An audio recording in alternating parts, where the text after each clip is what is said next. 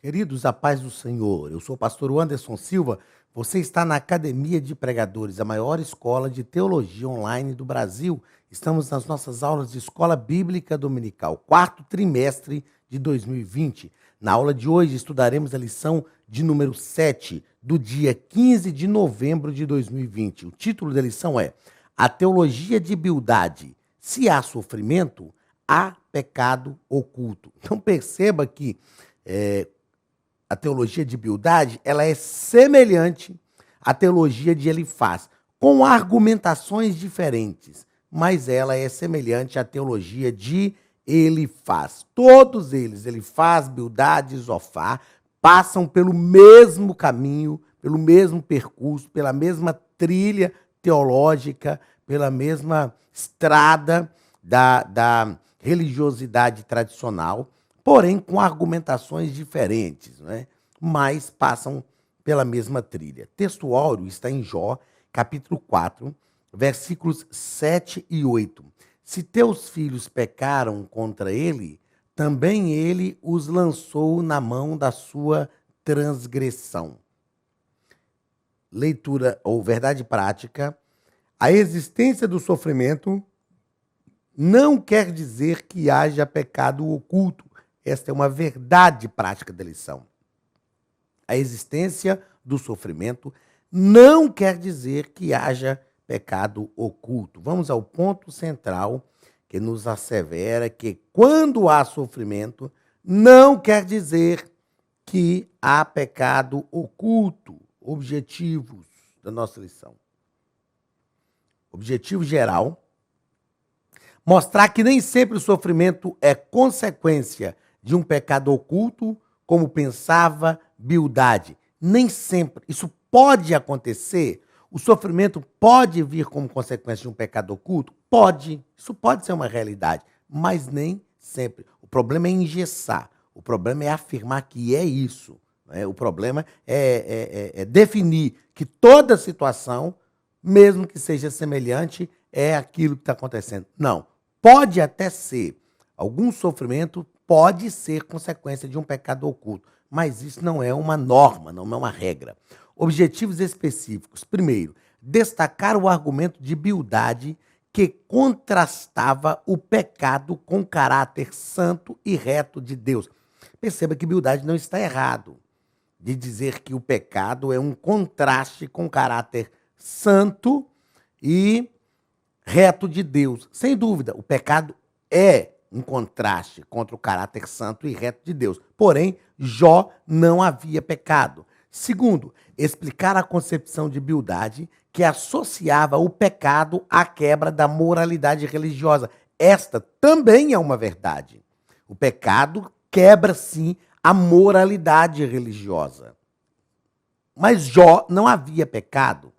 Terceiro, esclarecer a argumentação de Bildade que contrapunha a pequenez humana com a grandeza de Deus. Nós vamos compreender isso, sem dúvida nenhuma. O homem é muito pequeno diante de Deus, mas Bildade, ele contrapõe isto para confrontar Jó, como se Jó não pudesse se queixar, não pudesse falar com Deus como havia falado, porque ele era pequeno demais para isso. Nós vamos entender que isto também era um equívoco de Bildade.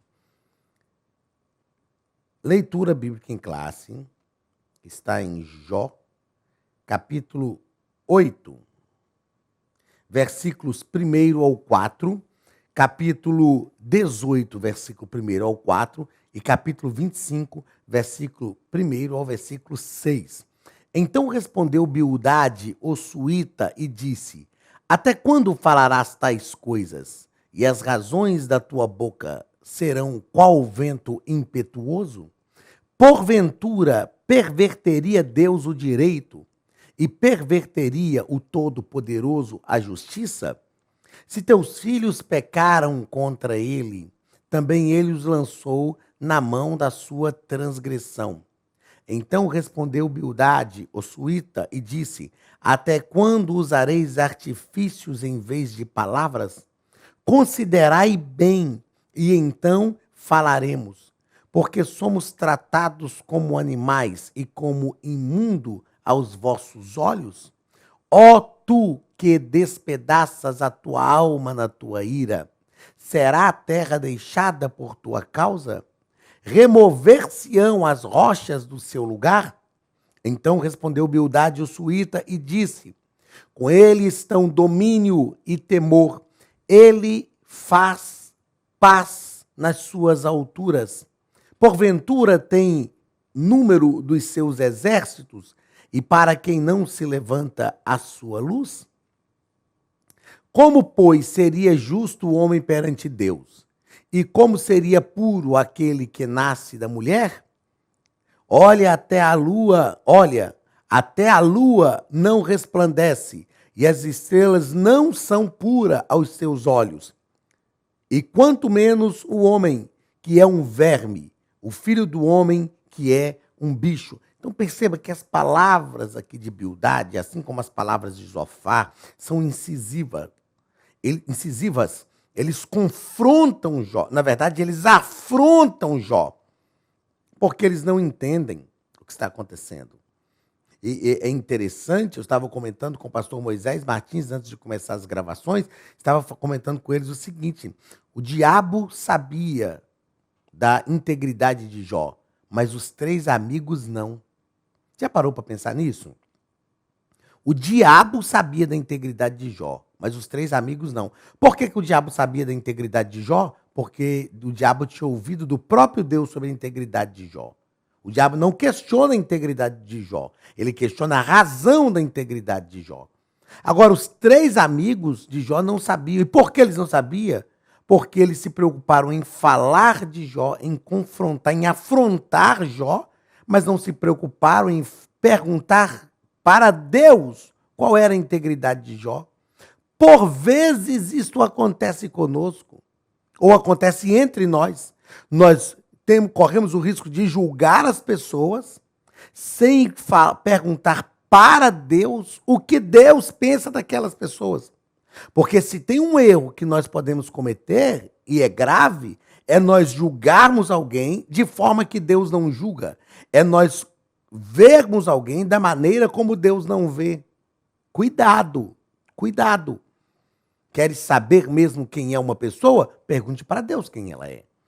O diabo sabia que Jó era íntegro porque o próprio Deus tinha falado com ele. Mas os amigos de Jó não sabiam, porque eles não consultaram a Deus sobre Jó, eles só falaram daquilo que eles achavam. Isto é terrível. Só para nós obreiros, só para nós obreiros. Quantas vezes os colegas de ministério julgam outras pessoas de forma que elas realmente não são? Julgam outros colegas de ministério de forma que elas realmente não são. Estão piores do que o diabo. Infelizmente é verdade. Estão piores do que o diabo, porque estão atribuindo àquela pessoa algo que ela não é. O diabo não fez isso. O diabo questionou a Deus sobre a razão da integridade de Jó. O diabo sabia que Jó era íntegro e os amigos não sabiam. Nós precisamos ter cuidado. Precisamos aprender com a palavra de Deus. Se você quer saber o que realmente alguém é, pergunte para Deus. Ah, pastor, mas a gente ouviu dizer. Não ouça dizer. Não ouça dizer. Ouça o que Deus tem a dizer. Ah, mas a gente ficou sabendo. Cuidado com aquilo que você fica sabendo. Procure saber o que Deus sabe, porque Deus é onisciente. Deus perscruta todas as coisas. Deus realmente sabe o que é e o que não é. É um perigo quando as pessoas não sabem de verdade o que está acontecendo, acreditam saber e julgam por aquilo que elas acreditam que é. Nem Deus faz isso. Nem Deus faz isso. Vamos aos comentários da nossa lição. Primeiro parágrafo. O pecado em contraste com o caráter justo e santo de Deus. Como nós falamos, o Bildade não está errado aqui. O pecado realmente é um contraste com o caráter justo e santo de Deus. Porém, Jó não estava em pecado. A teologia de Bildade possui semelhanças com a teologia de seu amigo Elifaz. É aquilo que eu disse bem no início aqui. Eles estão falando da mesma coisa, com argumentações diferentes. Por isso possui semelhanças, mas é a mesma coisa com argumentações diferentes. O comentarista ainda nos propõe o seguinte: a teologia de Bildade pode ser classificada em duas esferas. Bildade assevera que os filhos de Jó, olha, isso aqui é terrível, o camarada vai mexer com os filhos de Jó. Jó já estava sofrendo por ter perdido os filhos e o sujeito ainda vai implicar com os filhos do rapaz. Vai, ao invés de consolar o amigo, aliás, que amigos são esses, né? Eu costumo dizer que a melhor coisa que os 3 amigos de Jó fizeram foi ficar calados os dias que eles estiveram calados diante de Jó. Quando eles começaram a falar, só falaram asneira, só falaram bobagem. Então, olha, ele fala que os filhos de Jó foram mortos porque eles eram maus. E a Bíblia não fala isso. E eles falam também que, por outro lado, como o homem se alegrava, como o homem que alegava ser justo e bom, Jó poderia desfrutar novamente do favor de Deus se reconhecesse o seu pecado. Ou seja, eles estão dizendo o seguinte: olha, você, Jó, no seu caso, tem um escape para você, tem uma salvação. Porque você alega ser um homem justo e bom. Mas para que você tenha esse escape, você precisa se arrepender do seu pecado. E Jó tinha convicção, Jó tinha certeza que ele não havia pecado. Segundo parágrafo do primeiro ponto, uma compreensão limitada da natureza de Deus. Bildade traz consigo uma compreensão incompleta da natureza de Deus, o que faz com que ele pense que o sofrimento de Jó seja consequência de um pecado. É uma teologia que destaca a meritocracia humana no processo de justificação diante de Deus. É o que nós chamamos de teologia meritória. Ou seja, Bildade não está, assim como ele faz, ele não está totalmente errado. Ele só está enganado porque não conhece a Deus de verdade. Assim como ele faz, Bildade é alguém que está tentando falar sobre Deus sem verdadeiramente se relacionar com ele. Então ele tem limitações. Ele não deveria ousar falar sobre Deus porque ele tem limitações para tratar deste assunto. O enfoque de Bildade não é na graça que flui de Deus, mas no esforço humano que, por mérito próprio, pretende justificar o homem diante de Deus. É o famoso eu paguei o preço. Eu paguei o preço. Eu estou aqui porque eu paguei o preço. Eu sou pastor porque eu paguei. Que preço que a gente pagou? Que preço que a gente pagou? É a situação de falar, se eu tenho crédito contigo. Que crédito que a gente tem, meus irmãos? Nós estamos sempre operando no vermelho. Ainda bem que vermelho é o sangue de Jesus. Mas nós estamos sempre operando no vermelho. Ainda que nós tirássemos a nossa própria vida e entregasse, não seria suficiente para pagar o que Jesus fez. Isto é meritocracia. E esta meritocracia é mais forte no meio evangélico hoje do que nós pensamos. As pessoas estão batendo no peito e dizendo: eu estou aqui porque eu mereço estar. Nós não merecemos nada. Se não fosse a graça de Deus, nós não teríamos conseguido conquistar nada. Terceiro parágrafo.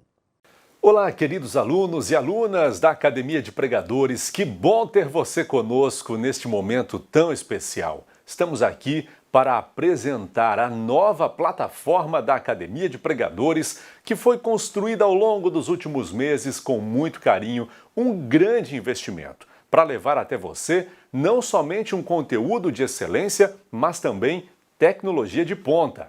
Veja comigo. Os cursos estão organizados por trilhas na página principal. Aqui você encontra sugestões, lançamentos, temas específicos e outras categorias.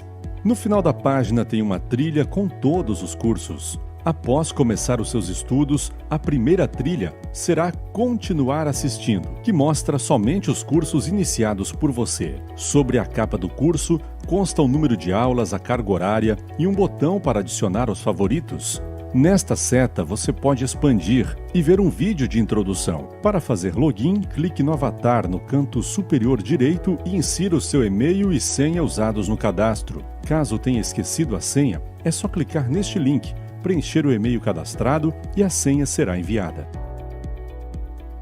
No canto superior esquerdo fica o novo menu do portal. Ao abrir um curso pela primeira vez, você vê as informações do curso e do professor. E na lateral, ou logo abaixo, se for no celular, está a lista de módulos e aulas.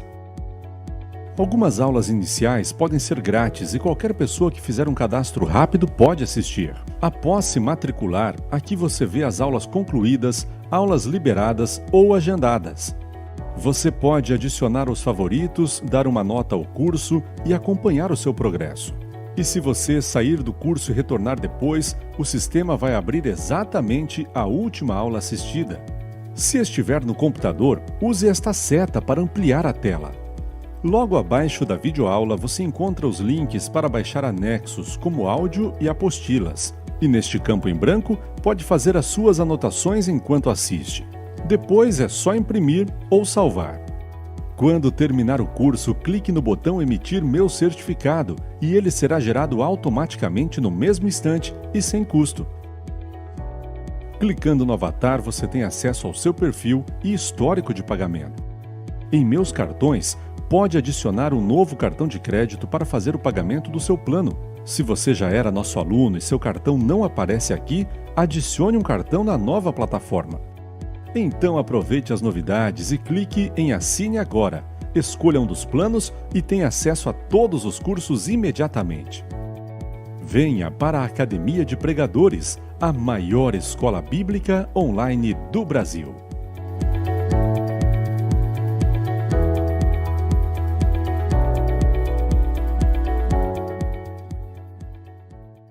A imperfeição humana. Diante da defesa teológica feita por Bildade, Jó pergunta: Bildade, já que é isso que você está falando, como se justificaria o homem para com Deus? Jó está dizendo o seguinte: ok, se é para ser justo, como que eu vou me justificar diante de Deus?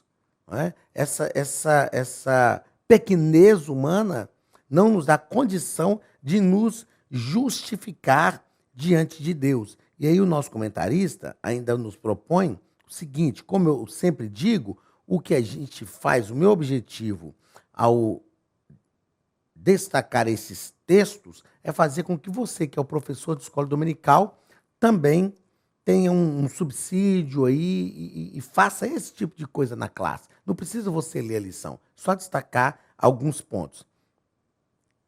Então, é verdade que onde há sofrimento, há pecado? Os amigos de Jó responderiam sim. Jó responderia um retumbante não. Nem sempre o sofrimento é ocasionado por causa do pecado. Deus, o próprio Deus, vamos deixar isso aqui claro, o próprio Deus já havia dado testemunho da integridade e da justiça de Jó. Ou seja, se esses caras aqui vão consultar a Deus, eles não teriam falado tanta bobagem. Se eles perguntam a Deus: Deus, o senhor conhece, o senhor sabe quem é Jó, o senhor conhece Jó perfeitamente, o que o senhor acha dessa situação? Se eles fazem isso, eles não teriam falado tanta asneira. Como eu já falei agora há pouco, até o diabo sabia da justiça de Jó, mas seus amigos não. E por que o diabo sabia? Porque Deus tinha falado com eles. Porque os amigos não sabiam? Porque eles não tinham consultado a Deus em relação àquele negócio. Então, consulte sempre a Deus. Deus é onisciente. Deus sabe de todas as coisas. Pergunte para Deus e Deus dará a resposta certa. Meus irmãos, eu vou falar isso até na câmera fechada aqui, ó, que é a câmera que a gente usa para dar um destaque a algumas coisas que a gente quer falar. Ó, entendamos uma coisa. Se nós tivermos o critério de perguntar primeiro para Deus sobre todas as coisas que a gente fica sabendo, ao invés de sair disseminando, divulgando, espalhando aquilo que a gente ouviu falar, sem perguntar realmente para Deus o que quer dizer, nós evitaríamos muitos males. Quantos males são, ou quantos males surgem, ou quantos males são gerados por causa de uma conversa? Porque as pessoas não entendem o que estão falando, não perguntam para Deus e sai divulgando aquilo, sai disseminando aquilo ali, aqui e ali. Pergunte para Deus. Pergunte para Deus. Quer saber qual é a verdade dos fatos? Pergunte para Deus. Deus responde melhor do que ninguém. Aquilo que Deus responder, pronto, está dito, está falado. Vamos ao segundo ponto da nossa lição. No primeiro ponto, então, tratamos como pecado em contraste com o caráter santo e justo de Deus. No segundo ponto, vamos tratar sobre o pecado visto como quebra da moralidade tradicional. Primeiro parágrafo, moralismo por tradição. Bildade também está comprometido em defesa da moralidade que ele acredita ser correta. Então, vejamos que esse moralismo que Bildade acredita aqui é um moralismo por tradição. E essas pessoas que acreditam nesse moralismo por tradição não são verdadeiramente religiosas, são moralistas, pessoas moralistas. Aquilo que a pessoa aprendeu, aquilo que ela acredita que não pode abrir mão, mas que não é a verdade na sua totalidade, não é a verdade plena. E ela não abre mão disso, condena outras pessoas. É uma religiosidade, eu anotei isso aqui, ó, é uma religiosidade tradicional, tradicionalista. A gente tem que preservar a tradição. Sem dúvida nenhuma, eu acredito nisso, até pela profissão que eu exerço. Nós temos que preservar a tradição, mas não ser tradicionalistas. Tem pessoas que estão vivendo alicerçadas numa religiosidade tradicionalista e que não produz frutos nenhum. Segundo parágrafo do segundo ponto, a subversão da ordem moral. E entendamos que é uma ordem moral desta mesma religiosidade, dentro da visão de Bildade. Então, o entendimento de Bildade era o de que o universo é controlado por leis morais inflexíveis e, ao quebrá-las, Jó sofreu as consequências da mesma forma que sofre quem quebrar a lei da gravidade. Então, Bildade está dizendo o seguinte: você pecou, e esses problemas vieram sobre a sua vida, porque você quebrou, você subverteu a ordem moral. Há uma ordem moral em todas as coisas. Sem dúvida, há uma ordem moral em todas as coisas. Bildade não está errado ao afirmar que a subversão da ordem, da moralidade das coisas, traz prejuízos, traz problemas. Ele está errado em afirmar que Jó fez isso. Terceiro parágrafo do segundo ponto, contemplando a cruz. Esse é um parágrafo interessantíssimo. Contemplando a cruz, um vislumbre da cruz que o livro de Jó nos mostra. Ó. Capítulo 19 é dedicado à defesa de Jó. Capítulo 19, versículo 25, Jó diz: porque eu sei que o meu Redentor vive e que por fim se levantará sobre a terra. E ainda em minha carne eu verei a Deus. Então Jó não quer abandonar, ele não quer, aliás, ele não quer mais, ele não quer mais se defender. Ao invés disso, ele apela para alguém totalmente justo que vai ficar entre ele e Deus.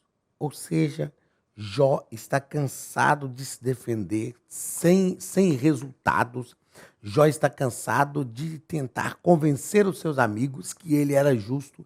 Ele não quer mais se defender. Ele quer alguém que se coloque entre ele e Deus. E isto aponta para Cristo, aponta para o Calvário, aponta para a cruz, aponta para Cristo como nosso intercessor. A Bíblia diz que não há um intercessor entre Deus e o homem a não ser Jesus Cristo. Ele é o justo, ele é aquele que nos defende. E ele está sentado diante de Deus, ele nos ajuda, ele defende a nossa causa. Jó está dizendo, olha, para mim chega. Não tem ninguém que me defenda aqui na terra. Eu quero alguém, então, que me defenda diante de Deus. O que me chama a atenção, nós vamos ver isso nas próximas lições, né? Esse desejo de Jó de estar diante de Deus, isso me chama a atenção porque Jó tem a consciência tranquila. Jó tem a mente tranquila. É como se ele estivesse dizendo, eu posso entrar diante de Deus e não tenho medo de entrar, porque em Deus ele conhece. Davi fez isso, né? Quando Deus falou com Davi, o que você quer? Como punição realmente por causa de um pecado. Davi disse assim, eu quero cair na mão do Senhor, porque o Senhor tem misericórdia. Tem gente que fala isso em tom de ameaça, né? Eu vou te colocar na mão de Deus, você vai ver. Faça isso. Tomara que todos nós caiamos na mão de Deus. É melhor cair na mão de Deus do que cair na mão do homem. É melhor cair na mão de Deus. Em qualquer circunstância, eu quero cair sempre nas mãos de Deus. Jó tinha sua consciência tranquila. Enquanto alguém dizia, você vai cair na mão de Deus, Jó. Jó dizia, estou tranquilo. É justamente isso que eu quero. Então, Jó queria alguém que o defendesse, não mais na terra, mas diante de Deus. Terceiro ponto, o pecado em contraste com a majestade de Deus. E como nós falamos desde o início, esta é uma verdade, o pecado contrasta com a majestade de Deus. Mas Jó não havia pecado. Perceba que os princípios aplicados aqui, tanto por Elifaz quanto por Bildade, são princípios verdadeiros, porém não são aplicáveis na circunstância de Jó. No caso de Jó, primeiro parágrafo, a grandeza de Deus. A grandeza de Deus. Não há nada de errado. Não há nada de errado quando Bildade defende a majestade do Altíssimo. Todavia, Bildade acaba por criar um abismo que não existe. O problema é aqui, ó. Todavia, Bildade acaba por criar um abismo que não existe entre a criatura e o Criador. É o que nós chamamos de deísmo. Deísmo. Segundo os deístas, Deus realmente criou todas as coisas e ele deixou essa sua criatura, abandonou essa criatura à mercê da sua própria sorte e se afastou dela. O deísmo fala isso. O teísmo fala o seguinte, que Deus criou todas as coisas e Deus acompanha a sua criatura passo a passo. Bildade não está errado ao defender essa majestade de Deus, essa grandeza de Deus. Mas ele está errado quando coloca esse abismo muito grande. Ele deixa claro que Deus é tão transcendente, que ele está distante da sua criação. E isto não é verdade. Segundo parágrafo do terceiro ponto. Deus é onipotente, mas não ausente. Ele é totalmente onipotente, mas ele está perto. O conceito de um Deus grandioso, que é soberano em suas ações, não deveria vir acompanhado também de um conceito de ser compassivo e amoroso? Deus não deve ser visto apenas em sua força, mas sobretudo em seu amor. Ele exaltou o seu poder e grandeza, ou seja, beldade, exaltou o seu poder e grandeza acima do seu amor. Ele não disciplina simplesmente porque é grande, mas porque ama. Então vamos lá. O conceito do Deus grandioso, que é soberano em suas ações, não deveria vir acompanhado também do conceito de um Deus amoroso? O amor de Deus é o princípio de todas as coisas. Eu cresci ouvindo que, principalmente quando a gente pecava, Deus se irava com a gente e parece, o que nos foi ensinado, é que o prazer de Deus era nos matar quando a gente tinha falhado, para a gente ir para o inferno. Até para a gente saber o seguinte, que Deus é poderoso e Ele pode matar. Não é isso. O conceito de grandiosidade e de soberania está acompanhado do seu amor. Olha, Deus... Aí vem uma pergunta. Aliás, vem uma afirmação, né? Deus deve ser visto não apenas em sua força, mas, sobretudo, por seu amor. O amor de Deus. João 3,16, que é o textuário da Bíblia. Porque Deus amou o mundo de tal maneira que deu o seu único Filho, para que todo aquele que nele crê não pereça, mas tenha a vida eterna. Bildade exaltou o poder de Deus e a grandeza acima do amor. E sempre que eu leciono teologia, que é teologia própria, ou teontologia, esse é o termo. Teontologia, doutrina do ser de Deus. Né? Sempre que eu leciono teontologia, eu digo o seguinte: Deus tem vários atributos, só que Deus é equilibrado em todos os seus atributos. Nós somos desequilibrados, Deus não. Deus é equilibrado em todos os seus atributos. Então Deus não é mais justiça do que amor. Ele tem um equilíbrio em tudo isso. E aqui nós entendemos que bildade, Deus não disciplina simplesmente porque Ele é grande, forte e soberano. Deus disciplina porque Ele ama. Foi isso que o Senhor falou com a igreja de Laodiceia. Eu castigo, eu disciplino e eu corrijo a todos aqueles que eu amo.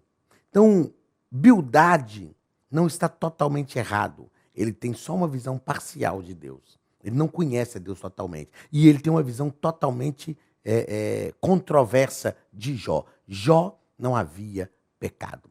Que nós entendamos estas coisas, que nós compreendamos verdadeiramente este Deus que é equilibrado em todos os seus atributos e que é poderoso, e que possamos viver em comunhão com Ele. Deus te abençoe. Chegamos ao final de mais uma aula. Semana que vem estaremos de volta nesse trimestre que tem sido tão enriquecedor para a nossa vida. Tão enriquecedor para a nossa vida. Aprender sobre Jó, tratar sobre essas vicissitudes da vida humana, isso faz bem, isso nos consola, nos conforta, nos exorta e nos faz conhecer Deus melhor. Deus te abençoe, um grande abraço e até a semana que vem, em nome de Jesus. Estude a Bíblia Sagrada de forma simples, pela internet, mas com profundidade. Desvende os mistérios da palavra e transforme completamente seu conhecimento bíblico e sua vida ministerial. Este projeto inovador, inédito em língua portuguesa, reúne alguns dos melhores ensinadores da atualidade para capacitar a igreja e preparar líderes. Já são milhares de alunos em 48 países que estão desfrutando de aulas espirituais e cheias de revelações. Na Academia de Pregadores, você vai encontrar professores que são referência naquilo que falam, preparados para ensinar. Nomes como Elianai Cabral, Cláudio Gama, Alain Prisotti, Napoleão Falcão, Carvalho Júnior, Benhur Lopes, Josué Brandão, Elias Torralbo e muitos outros. Cursos com certificados, reconhecimento e conteúdo de excelência. Tenha acesso ilimitado a todos os cursos pagando apenas R$ 49,90 por mês. Veja as aulas pelo computador, pelo tablet ou no celular, numa moderna plataforma digital, no horário que quiser. Você ainda pode rever as aulas sempre que precisar. Aproveite esta oportunidade e faça parte da Academia de Pregadores, a maior escola bíblica e teológica online.